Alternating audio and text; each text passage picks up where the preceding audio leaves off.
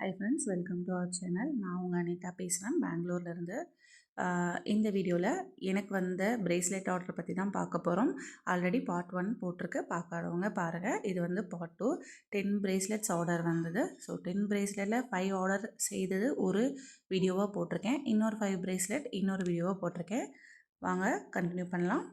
First bracelet எப்படி பண்ணுறது அப்படிங்கிறத பற்றி பார்த்துடலாம். ஏன்னா புதுசாக பார்க்குறவங்களுக்கு ரொம்ப யூஸ்ஃபுல்லாக இருக்கும்.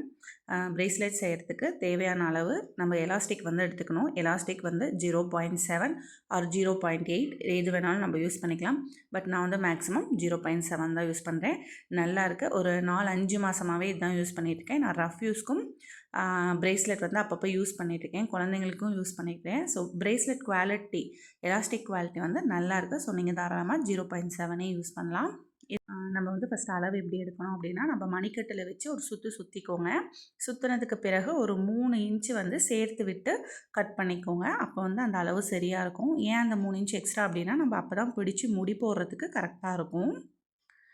நான் வந்து இப்போது 2.6 சைஸ் பிரேஸ்லெட் செய்ய போகிறேன். அதனால் 24 பீட்ஸ் எடுத்துக்க போகிறேன்.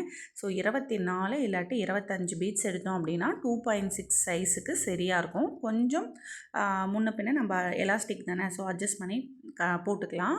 அதனால் நான் இப்போ வந்து 24 பீட்ஸ் எடுத்திருக்கேன். ஏன்னா நான் வந்து டபுள் கலரில் செய்ய போகிறேன்.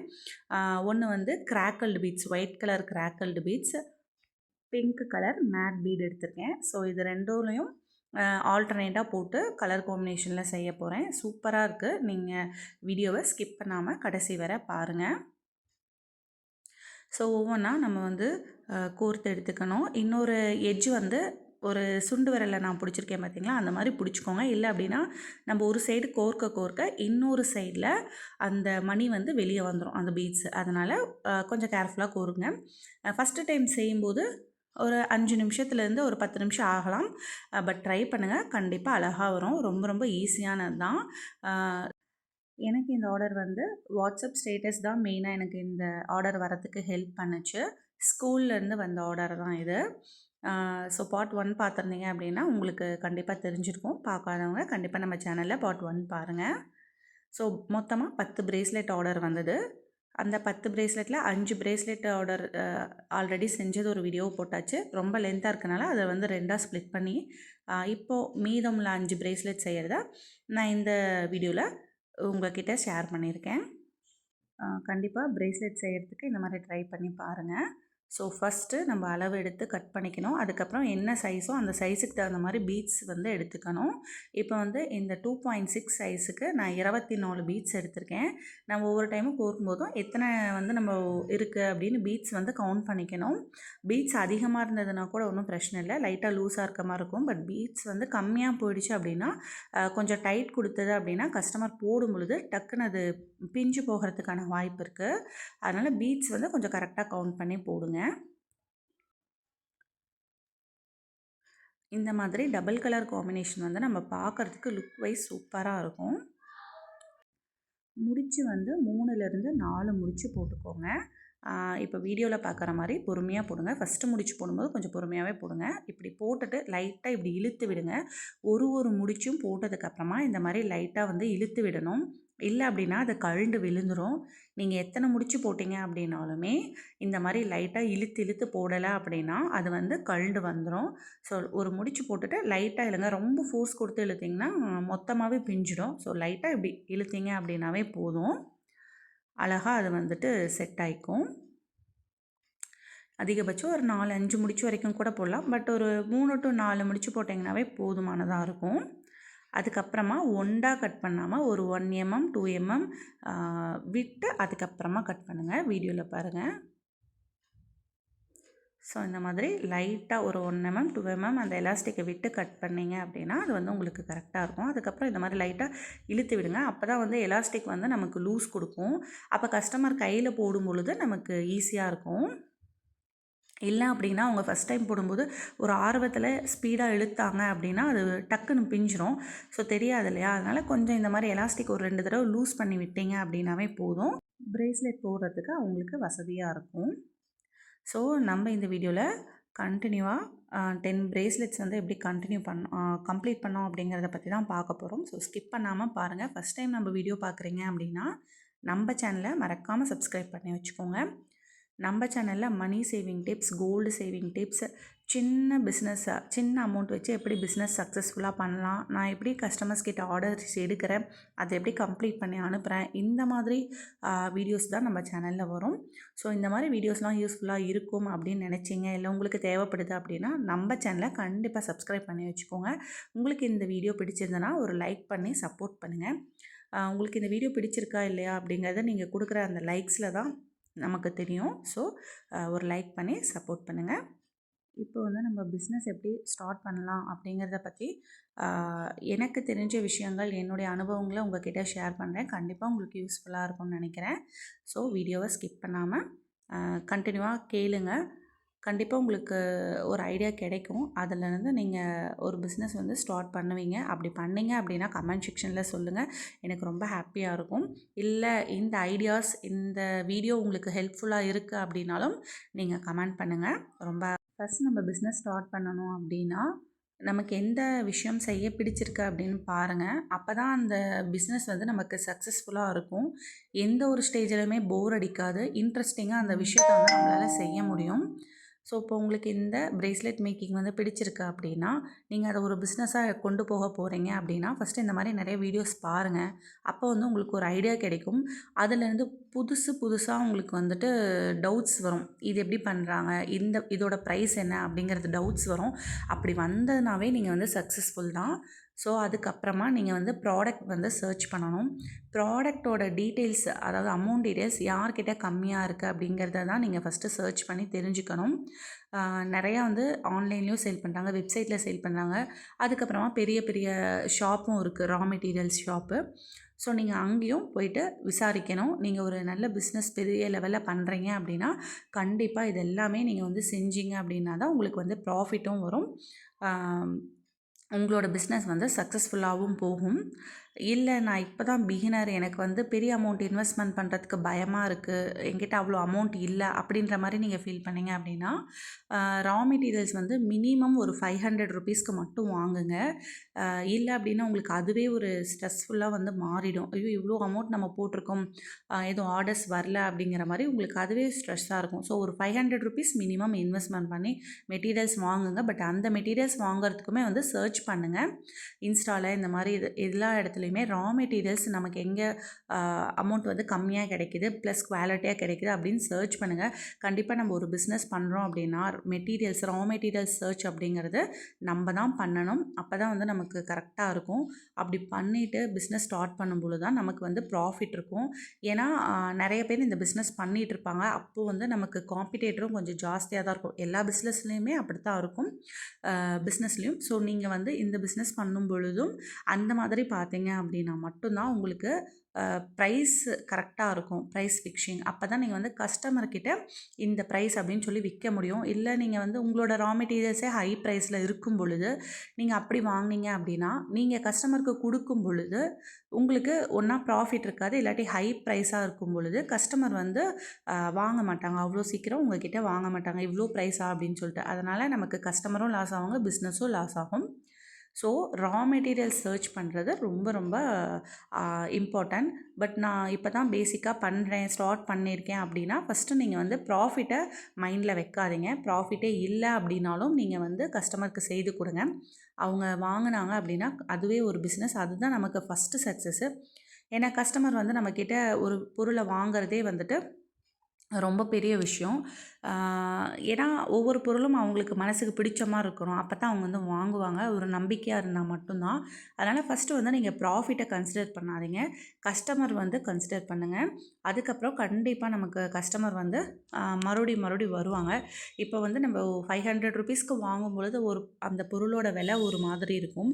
இதே 5000 ரூபாய்க்கு அந்த பொருள் வாங்கும் பொழுது அதோட விலை வந்து ஒரு மாதிரி இருக்கும். ஸோ நீங்கள் ஃபஸ்ட்டு ஸ்டார்டிங்கில் 500 ருபீஸ்க்கு வாங்குறீங்க அப்படின்னா நீங்கள் வந்து ப்ராஃபிட் எக்ஸ்பெக்ட் பண்ணாதீங்க. கஸ்டமர் வந்து எக்ஸ்பெக்ட் பண்ணுங்கள்.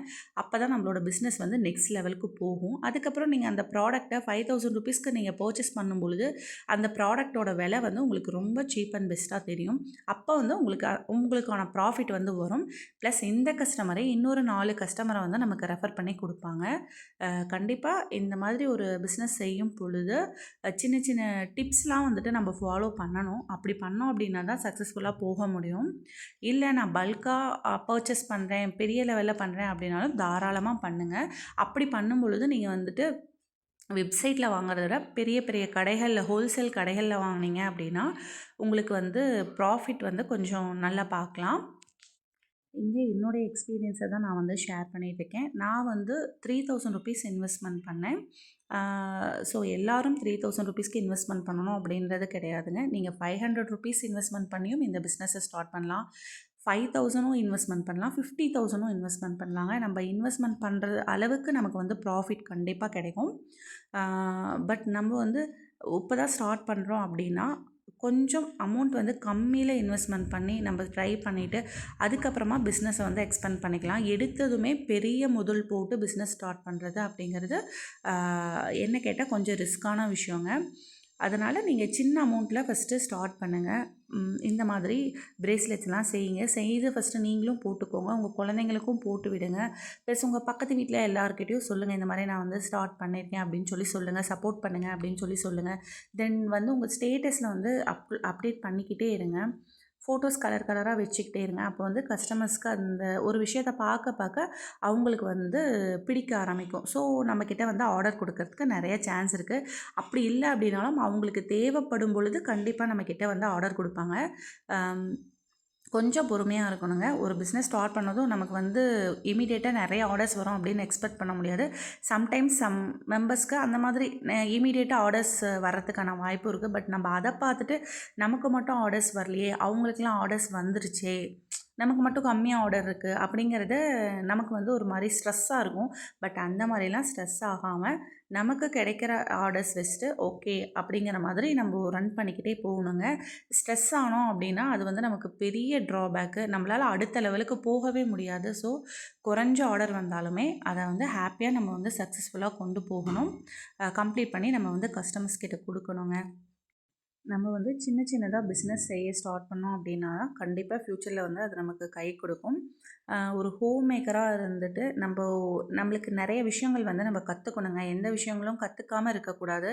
இது நமக்கு என்ன யூஸ் ஆக போகுதா அப்படின்னு யோசிக்காமல் கண்டிப்பாக ஏதாவது ஒரு நாள் இது நமக்கு கை கொடுக்கும் அப்படின்னு சொல்லிட்டு நம்ம நிறையா விஷயங்களை கற்றுக்கணுங்க. வேலைக்கு போகிறவங்க தான் கற்றுக்கணும், வேலைக்கு போகிறவங்க தான் படிக்கணும் அப்படின்லாம் கிடையாது.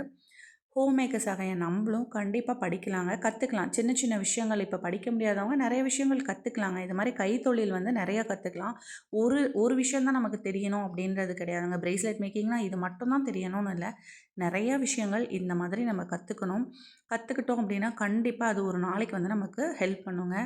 அதோட எக்ஸ்பீரியன்ஸ் நமக்கு வந்து எப்போயாவது ஒரு நாள் நம்ம லைஃப்பில் வந்து யூஸ் ஆகும். இல்லையா நம்ம கற்றுக்கிட்ட அந்த நாளில் இருந்தே கூட நமக்கு பயனுள்ளதாக மாறுறதுக்கான வாய்ப்பு இருக்குங்க. எந்த எந்த செகண்டில் வேணாலும் நம்மளுடைய வாழ்க்கையோட இது மாறுறதுக்கான வாய்ப்புகள் வந்து அதிகமாக இருக்குங்க, சான்ஸு. சரிங்களா? அதனால் நம்ம வந்து கற்றுக்கணும். ஹோம் மேக்கர்ஸ் வந்து நிறைய விஷயங்கள் கற்றுக்கணுங்க. இந்த விஷயம் எனக்கு தெரியும், இந்த விஷயம் எனக்கு தேவையில்லை அப்படின்னு நினைக்காம இந்த விஷயம் நமக்கு தேவைப்படலாம் அப்படின்னு கற்றுக்கலாம். கற்றுக்கிறதுனால நமக்கு எந்த ஒரு பிரச்சனையும் இல்லைங்க.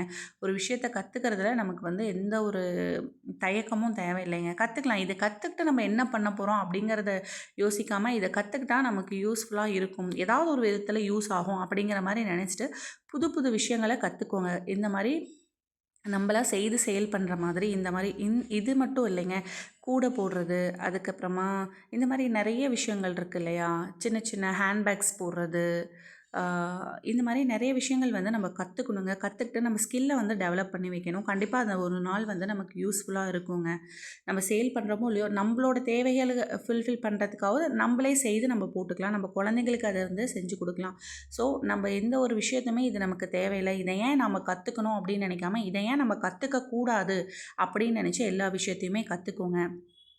இந்த மாதிரி சின்ன சின்ன பிஸ்னஸ் பண்ணும் பொழுது நமக்கும் மனசுக்கு கொஞ்சம் நிறைவாக இருக்கும். இப்போ குழந்தைங்கள ஸ்கூலுக்கு அனுப்பிச்சிட்டு அந்த கொஞ்சம் இருக்க ஃப்ரீ டைம் ஒரு 1 ஆர் 2 ஹவர்ஸ் இதில் ஸ்பெண்ட் பண்ணி ஏதாவது ஒரு விஷயத்தை கற்றுக்கிட்டோம், சின்ன சின்ன அமௌண்ட் வந்து அதில் ஒரு லாபம் வருது அப்படின்னாலுமே நமக்கு வந்து சக்ஸஸ் தாங்க. கண்டிப்பாக ஆஸ் அ ஹோம் மேக்கராக நமக்கு வந்து நிறைய ஒர்க் இருக்குங்க. ஹோம் மேக்கருக்கு ஒர்க் வந்து நம்ம இல்லை அப்படின்னு சொல்லவே முடியாதுங்க. 24/7 நமக்கு வந்து வேலை இருந்துக்கிட்டே இருக்கும். ஏதாவது ஒரு வேலை நமக்கு வந்து ரயில் பெட்டி மாதிரி வந்துக்கிட்டே இருக்கும். ஸோ அதுக்கு நடுவால நம்மளோட ஸ்கில்ஸையும் கொஞ்சம் கொஞ்சம் டெவலப் பண்ணி வச்சுக்கலாங்க. ஒரே அடியாக நம்ம வந்து ஒரே நாளில் கற்றுக்க போகிறது கிடையாது எல்லா விஷயத்தையும். ஸோ நம்மளால் முடிஞ்ச வரைக்கும் சின்ன சின்னதாக நம்ம வந்து கற்றுக்கணுங்க. இது கற்றுக்கிட்டோம் அப்படின்னா நான் வந்து பிரேஸ்லெட் மேக்கிங் மட்டும் சொல்லிங்க. இந்த மாதிரி சின்ன சின்ன விஷயங்கள் கற்றுக்கிட்டோம் அப்படின்னா நம்மளுடைய குழந்தைங்களுக்கும் அதை நம்ம சொல்லிக் கொடுக்குறோம். நமக்கு தெரியாமையே இல்லை தெரிஞ்சோ அடுத்த தலைமுறைக்கு இந்த விஷயங்கள் எல்லாமே போய் சேருங்க.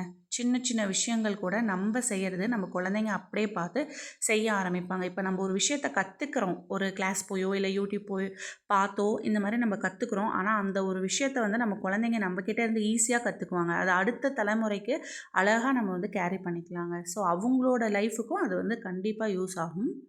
ஸோ நம்ம வந்து சின்ன அமௌண்ட்டாவது ஏர்ன் பண்ணுறதுக்கு ட்ரை பண்ணுங்க. அட் த சேம் டைம் நம்மக்கிட்ட இருக்க அமௌண்ட்டை பயனுள்ளதாக நம்ம வந்து செலவு பண்ண பழகிக்கணுங்க. அதை வந்து ரொம்ப வேஸ்ட் பண்ணக்கூடாது. நம்ம பார்த்து ஒவ்வொரு காசும் நம்ம காசு இல்லைங்களா? ஒவ்வொரு ரூபாவுக்குமே நாம் தான் பொறுப்பு. அதனால் ஒரு ஒரு ரூபா செலவு பண்ணும் பொழுதுமே நம்ம வந்து பார்த்து செலவு பண்ணணுங்க. நம்ம இஷ்டத்துக்கு பண்ணிட்டோம் அப்படின்னா ரொம்ப கஷ்டங்க. திருப்பி அந்த அமௌண்ட்டை வந்து சம்பாதிக்கிறது கொஞ்சம் கஷ்டம் தான். ஸோ நம்ம தேவைக்கு நம்ம யூஸ் பண்ணிக்கலாம். ஆனால் தேவையில்லாமல் இந்த ஆடம்பர பொருள் இந்த மாதிரிலாம் வாங்கி நம்மளுடைய பணத்தை வந்து வேஸ்ட் பண்ணக்கூடாதுங்க. சேவ் பண்ண கற்றுக்கணும். ஃபஸ்ட்டு சேவிங்ஸ் பண்ணணும். அதுக்கப்புறம் மீதம் உள்ள காசில் வந்து நம்ம வெளியே போகிறது வர்றது இந்த மாதிரி வேலைகள்லாம் பண்ணலாங்க. ஆனால் சேவிங்ஸ் அப்படிங்கிறத நம்ம வந்து கற்றுக்கணும். நம்ம குழந்தைங்களுக்கும் அதை சொல்லிக் கொடுக்கணுங்க. நம்ம கிட்ட இருந்து தான் நம்ம குழந்தைங்க வந்து எல்லா நல்ல விஷயங்களையும் கற்றுக்குறாங்க. அதனால் சேவிங்ஸ் அப்படிங்கிறது ரொம்ப ரொம்ப நல்ல விஷயங்க. ஸோ உங்களுக்கு நீங்கள் சேவிங்ஸுங்கிறது உங்களுக்கு அந்த பழக்கம் இருக்கா இல்லையா அப்படிங்கிறத கமெண்ட் செக்ஷனில் சொல்லுங்கள். அப்படி பழக்கம் இல்லை அப்படிங்கிறவங்க இனிமேல் பழகிக்கோங்க. கண்டிப்பாக நம்ம இன்னையிலேருந்து அந்த பழக்கத்தை கொண்டு வந்தோம் அப்படின்னா கூட நம்ம வாழ்க்கைக்கு அது வந்து ரொம்ப ரொம்ப யூஸ்ஃபுல்லாக இருக்கும். ஸோ சேவிங்ஸ் அப்படிங்கிறது ஹோம் மேக்கர் வந்து கண்டிப்பாக பண்ணணுங்க. நம்மக்கிட்ட இருக்க அமௌண்ட்டில் கொஞ்சமாவது சேவ் பண்ணணும். ஸோ நம்ம சேவ் பண்ணோம் அப்படின்னா தான் நம்ம குழந்தைங்க அந்த விஷயத்த அதே மாதிரி பண்ண ஆரம்பிப்பாங்க. ஸோ நம்ம ஒரு ஜென்ரேஷனுக்கே ஒரு வழிகாட்டியாக இருப்போங்க. அதே மாதிரி அந்த அமௌண்ட் நம்ம கொஞ்சம் கொஞ்சமாக சேவ் பண்ண பண்ண அது வந்து நமக்கே ஹெல்ப்ஃபுல்லாக இருக்குங்க. நம்ம வயசான காலத்தில் யார்கிட்டேயும் நம்ம போய் நிற்க வேண்டியதில்லை. ஸோ நம்மளுடைய பணமே நம்மளை பார்த்துக்கும்.